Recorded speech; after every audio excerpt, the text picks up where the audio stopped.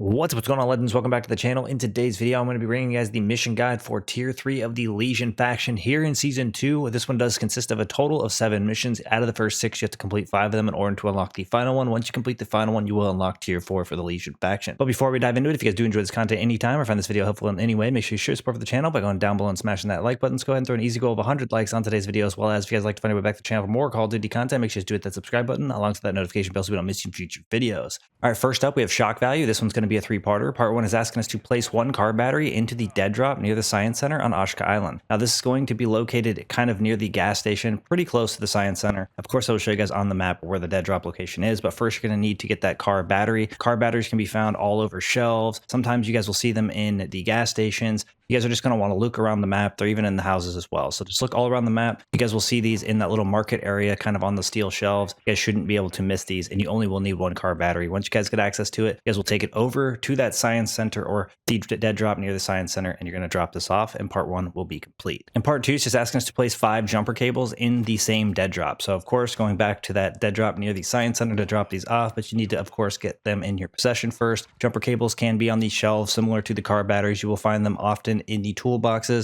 guys will just see these scattered all over the map. You guys shouldn't be able to miss them. They're even in houses. Again, you guys need to just get access to 5 of these, take it over to the dead drop them off, and this part will be complete. Now, the last part is asking you to place 4 batteries into the same dead drop. Now, don't get these confused with the car batteries. They're just the little blue batteries, and these are basically going to be found in the same locations as the jumper cables. Now, you guys can go into gas stations. These should be fairly common in there, and of course, you guys will get a couple of toolboxes usually in those as well, so it should make it pretty easy to find these. But once you guys get your hands on 4 of these batteries, you'll take it over to that dead drop near the Science Center again, and this part will be complete, wrapping up this mission. Next up, we have Joyride. This one's going to be a 2-parter. Part 1's asking us to kill 15 enemies while on the roof of a moving vehicle at beach club or power plant. Now, the great news with this one is they didn't even change it, kind of similar to the way it was last season, where you don't actually have to be in a moving vehicle. So all you need to do is grab the vehicle that you need. You're going to take it over to the beach club or the power plant area, which of course on the map, you guys should be able to figure out where these are. The power plant's not really on the map, but it is over near the apartments. So you guys will take a vehicle over to the beach club or the power plant. Beach club's easier just because you can see it on the map, and it will say at the top of the map the location. You'll know you're in the right spot. You'll basically just jump on the roof of the vehicle while it's not moving. If you have other players with you, of course you guys could have somebody drive. You guys will just stand on the roof, eliminate 15 enemies, and this part will be complete. Now, part 2 is asking us to kill 15 enemies while leaning out of the moving vehicle at the town center. So of course, open the map. You guys will know where the town center is. You want to grab a vehicle, and you're going to need to take it over to that area.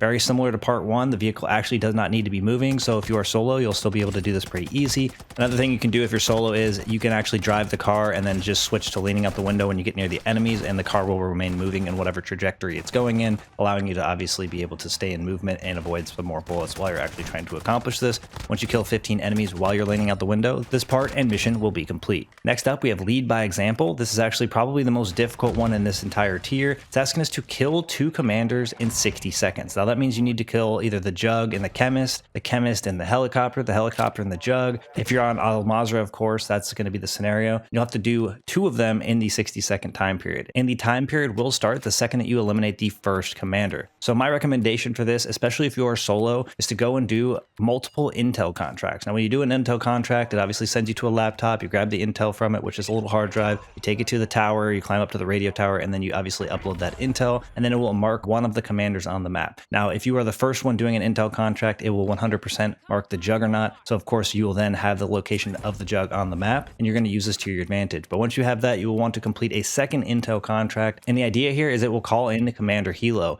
Now, this will obviously allow you to have 2 commanders in visibility, or at least on your map, that you will be able to activate or at least fight. Now, once both of the commanders are actually on the map, you're going to want to set yourself up for success. And what I mean by this is you're going to want to go to the area of where the Juggernaut is. You're going to maybe want to pop him with a bullet. That way he's actually moving on your map. And then you're going to want to bait him to the edge of the circle. He actually will not leave this space, so it'll make it very easy. You just need to get him to the edge close enough to where you will have a pretty easy access to him in order to actually start shooting him or eliminating him when the time is right. But you also want to put him in a position where he actually cannot shoot you back. Once you get him in the right spot where he's kind of just stuck in an area, you guys will basically be properly set up. Then you're going to want to locate the helo, and you're going to want to shoot a few bullets at him, which basically taunts him in your direction. As soon as you shoot at him, he basically aggroes you, allowing him to come towards your direction. You're then going to want to take out his missiles on each of the sides of him and continue shooting him until you've completely destroyed him. At this point, once he is eliminated, you will then want to take on the Jug as quickly as possible. Find it's pretty easy to do solo as long as you stun him first and then proceed to shoot with all headshots at him until obviously he's not stunned. If you need to stun him a second time, you guys can do that and then continue firing bullets. You guys should be able to eliminate him pretty quickly. I think in some cases I've even eliminated him in under 10 seconds. But once you guys complete killing the commander helo, you switch over to the Jug, you eliminate him in that little bit of time frame you have left. You guys should have 60 seconds to kill the Jug, which should be plenty of time.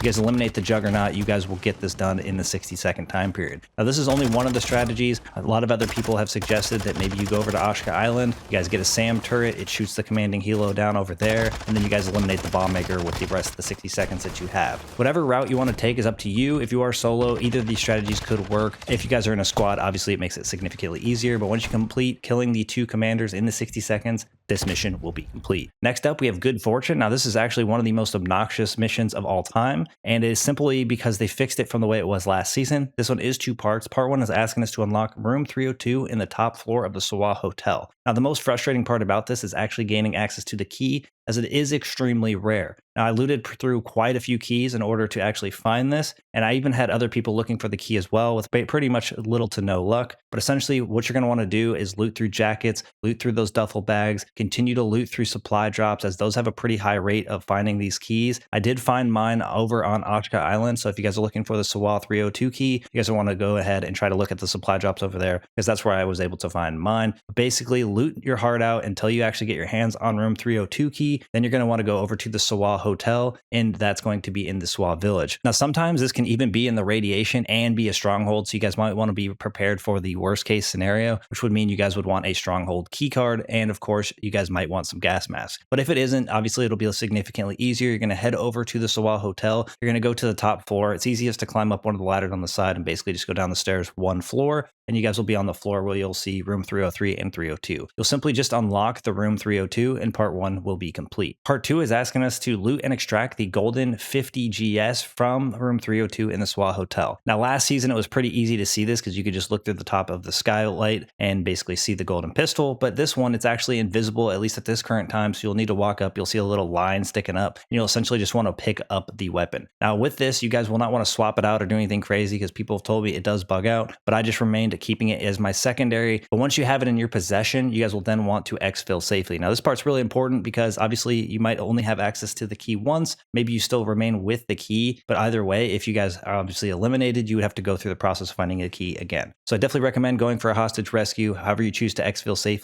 safely with the Golden Desert Eagle or the 50 GS, and this part and mission will be complete. Now, next up, we have Missing Persons. This one's going to be a 3-parter. Part 1 is asking us to extract the letter from the Seraph Bay bathhouse. Now, this is going to be on the east side of Seraph Bay, basically across the street from one of the gas stations, which I'm sure you guys are familiar with. Of course, I will show you guys the location on the map. You guys will basically just go into this location, and on the fountain, you guys will see the driver's letter. You guys will pick this up, and then you will need to extract safely. Now, I always recommend the hostage rescues if they're close by, as it always allows you to slip off the map. But either way, however you choose to exfil safely, exfil with this letter, and part 1 will be complete. Now, part 2 is asking us to place the letter in room B7 of the Ashka Island apartment complex. Now, the only hurdle to this specifically will be that sometimes it is a stronghold, so you may need to be prepared with a stronghold keycard. It seems like depending on the match, sometimes it's the A side of the building and sometimes it's the B side of the building, so it's really just going to depend on your luck. Of course, you guys are going to want to go over to the apartment complex, which I will show you guys on the map. You guys want to be on the end that is closest to the farms, as it is going to be the side of the apartment complex that you'll need to go up. Then you guys are going to go up the stairs all the way up to room B7, which is basically the top floor.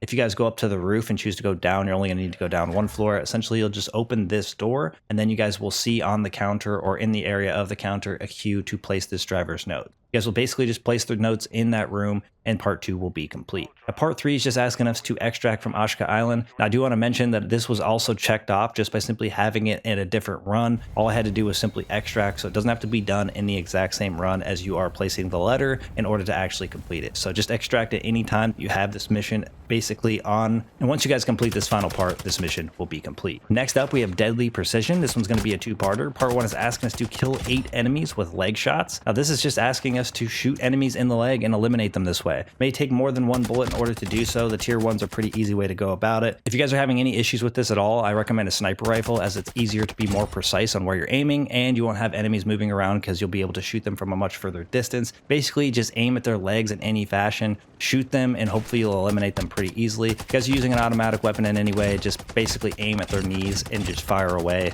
like shifting left and right. And most, if not all, of your bullets should hit them in the legs. Eliminate 8 enemies this way, and this part will be complete. Now, part 2 is just asking us to kill 5 enemies with arm shots with a sniper rifle. Now, if you guys are already doing part 1, you're shooting the legs, I already recommended the sniper rifle. For this one, you will use the sniper rifle, and of course, you're just going to want to shoot people in the arms. And this one is best if you just aim at the elbow, because typically, again, with the sniper, you can be pretty far away. There's going to be a little to almost no movement, and if they're tier 1s, they should be eliminated pretty quickly. Now, shoot them in the elbow, kill 5 enemies this way, and this part and mission will be complete. Next up, we have our last and final mission, which is going to be the transporter. This one is 3 parts. Part 1 is asking us to pick up the charge in the closed tunnel near Zaya Observatory. Now, if you guys are in that little village on the side of Zaya Observatory, close to the Said City or cave complex, you guys will then want to follow it up, and it kind of leads up the hillside just a little bit, and there will be a closed cave there. You guys have probably seen it before. This is where that bomb is going to be located. Of course, I will show you guys on the map where this is. Now, this bomb is very important to know that it will be deactivated,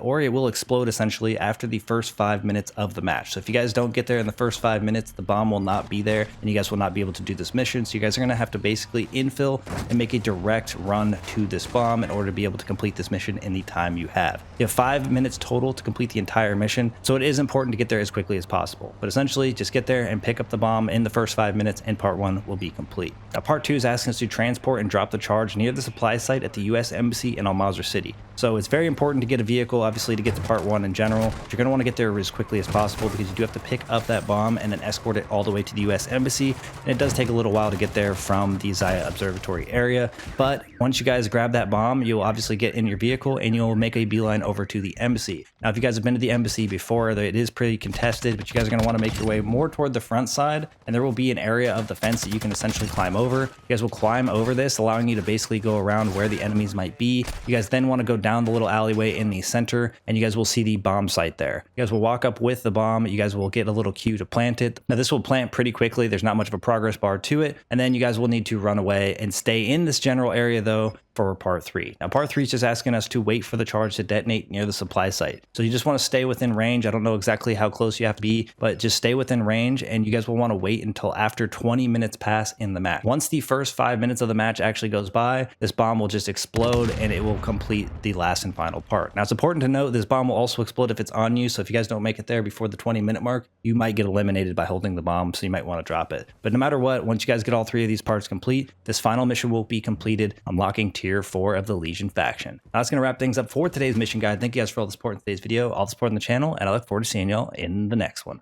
Peace.